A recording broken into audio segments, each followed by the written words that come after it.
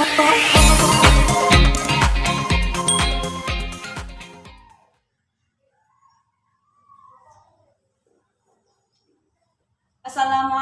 warahmatullahi wabarakatuh. Waalaikumsalam warahmatullahi wabarakatuh. Selamat pagi anak-anak. Selamat pagi, Bu. Bagaimana kabarnya hari ini? Baik. Sebelum memulai pembelajaran, ketua kelas silakan memimpin doanya. Berdoa mulai. Berdoa selesai. Ibu absen dulu. Kita, Hadir. Linda, Hadir, Bu. Indra. Hadir. Alhamdulillah hari ini hadir semua. Nah, untuk pembelajaran hari ini yaitu iman kepada kitab-kitab Allah. Semoga siswa-siswa ibu semua bisa memahami apa yang ibu jelaskan tentang iman kepada kitab-kitab Allah. Ya, Bu. Nah, iman kepada kitab Allah adalah rukun iman yang keberapa? Rukun iman yang ketiga. Ya. Yang ketiga, Bu. Pintar. Rukun iman yang ketiga, di mana iman kepada kitab-kitab Allah ialah meyakini adanya kitab-kitab Allah. Nah, kitab-kitab Allah sebagai himpunan wahyu yang diturunkan kepada para rasul untuk disampaikan kepada sekalian manusia sebagai pedoman hidup. Nah, di sini kitab-kitab Allah ada 4. Yang pertama, Zabur. Zabur diturunkan kepada Nabi Daud. Nah, Nabi Daud. Yang kedua, Taurat. Nah, Taurat diturunkan kepada Nabi Musa. Ya, pintar, pada Nabi Musa alaihissalam. Yang ketiga, Injil. Injil diturunkan kepada Nabi Isa. Ya, Nabi Isa alaihissalam. Yang terakhir yaitu Al-Qur'an. Nah, Al-Qur'an diturunkan kepada Nabi Muhammad sallallahu alaihi wasallam. Nah, jadi kitab-kitab Allah ada 4 yaitu Zabur, Taurat, Injil, dan Al-Qur'an. Nah, kitab Zabur itu dijadikan petunjuk dan bimbingan baginya dan umatnya. Nah, kitab Zabur ini diturunkan kepada Nabi Daud alaihissalam untuk pedoman dan bimbingan untuk umatnya Nabi Daud alaihissalam. Yaitu, nah, Zabur atau juga disebut Mazmur berisi 150 nyanyian dan pujian kepada Allah Subhanahu wa taala atas segala nikmat, zikir, doa, nasihat, dan hikmah. Jadi Zabur ini diturunkan kepada Nabi Daud yang berisi 150 nyanyian yang berisi tentang zikir, doa, nasihat, dan hikmah. Yang kedua, Nabi Musa. Tadi Nabi Musa menerima kitab Taurat. Nah, kitab Taurat. Nah, tujuan Allah menurunkan kitab Taurat untuk Nabi Musa ialah sebagai petunjuk dan bimbingan baginya dan bagi umatnya. Jadi sama, Allah menurunkan kitab Taurat untuk Nabi Musa sebagai bimbingan untuk umatnya Nabi Musa alaihissalam. Di situ ada berisi 10 perintah di kitab Taurat. Yang ketiga tadi Injil. Nah, Injil diturunkan kepada Nabi Isa alaihissalam sama sebagai pedoman untuk petunjuk bagi Bani Israel. Nah, kitab Injil ini berasal dari Yunani. Sekarang kitab Injil ini sebagai kitab orang Nasrani. Tapi sekarang kitab Injil tidak sesempurna atau tidak asli, tidak murni seperti kitab Injil yang dulu diturunkan Allah untuk Nabi Isa. Sekarang banyak perubahan-perubahan dari tangan-tangan yang sudah merubah kebanyakan isi dari kitab Injil. Yang terakhir, Al-Qur'an. Nah, Al-Qur'an diturunkan kepada Nabi Muhammad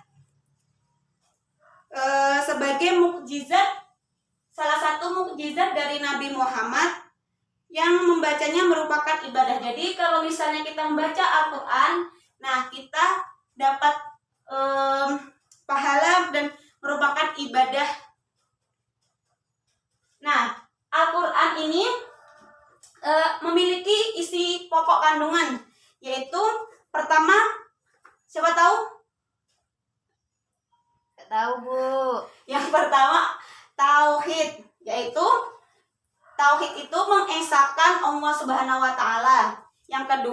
ibadah, yaitu semua perbuatan manusia untuk mencapai ridho Allah Subhanahu wa taala. Yang ketiga, janji dan ancaman, yaitu janji dan ancaman itu misalnya kita berbuat baik, maka balasannya baik juga. Jika kita berbuat buruk, maka mendapat balasan yang buruk juga. Yang keempat, hukum-hukum dan peraturan yang mengatur kehidupan manusia. Nah, sebelumnya Ibu pernah menjelaskan bahwa Al-Quran adalah sumber orang muslim sebagai pedoman umat muslim. Nah, di mana kita tingkah laku kita, perbuatan kita ada yang mengatur, yaitu Al-Quran dan Al-Hadis. Yang terakhir itu kisah dan riwayat orang-orang terdahulu, baik mengenai orang yang taat maupun orang-orang yang ingkar kepada Allah. Nah, jadi ada 5. Yang pertama tadi tauhid, kedua ibadah, ketiga janji atau ancaman, keempat hukum-hukum, dan kelima kisah dan riwayat. Jadi kita sebagai umat muslim harus berpegang kepada Al-Quran, karena hidup kita akan damai bila kita berpegangan kepada Al-Quran. Nah, apa sih ada kelebihan Al-Quran itu? Yaitu Al-Quran terpelihara kemurniannya dan keutuhannya. Membacanya bernilai ibadah, menyempurnakan kitab-kitab sebelumnya. Nah, jadi Allah menurunkan kitab-kitab 4 tadi memiliki kelebihan masing-masing.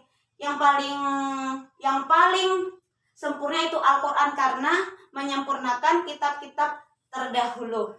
Nah, di sini ada hikmah beriman kepada kitab Allah. Yang pertama, memiliki hormat dan menghargai kitab suci sebagai kitab yang memiliki kedudukan di atas segala kitab yang lain. Jadi, kitab-kitab ini memiliki kedudukan di atas segala kitab yang lain. Tapi yang paling tinggi adalah Al-Quran. Yang kedua, berusaha menjaga kesucian kitab suci dan membelanya apabila ada pihak lain yang meremehkannya.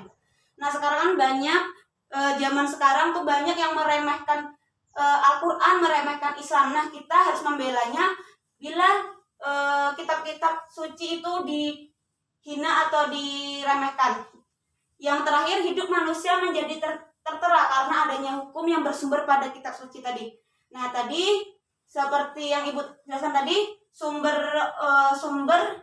orang muslim yaitu Al-Quran. Nah, jadi manusia hidupnya akan tertata bila mengikuti Al-Quran. Mungkin itu saja yang dapat Ibu sampaikan. Ibu akan sedikit memberi permainan untuk kalian. Mainan apa, Bu? Nah, Ibu akan memberi. Ibu bersihkan dulu.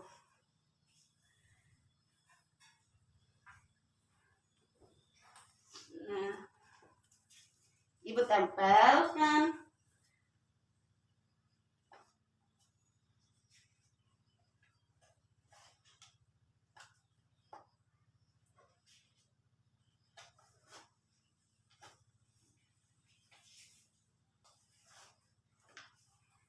Nah, di sini sudah ada nama kitab-kitab Allah, yaitu ada Zabur, Al-Quran, Injil, dan Taurat. Nah, kalian pasangkan Zabur diturunkan kepada Nabi siapa, kalian pasangkan dan tempelkan di situ.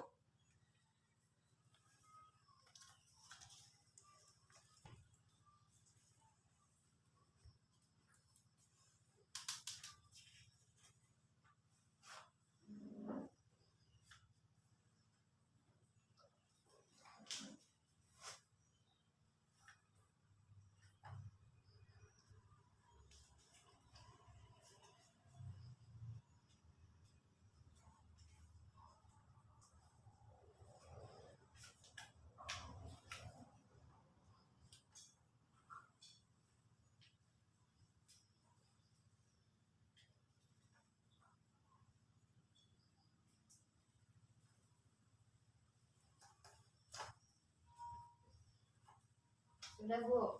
Oke, kita koreksi dulu. Silakan duduk. Zabur diturunkan kepada Nabi. Nabi Daud. Oke, benar. Yang kedua, Al-Qur'an diturunkan kepada. Nabi Muhammad. Oke. Selanjutnya Injil Nabi Isa. Selanjutnya Taurat Nabi Musa. Ya, benar, kita beri tepuk tangan.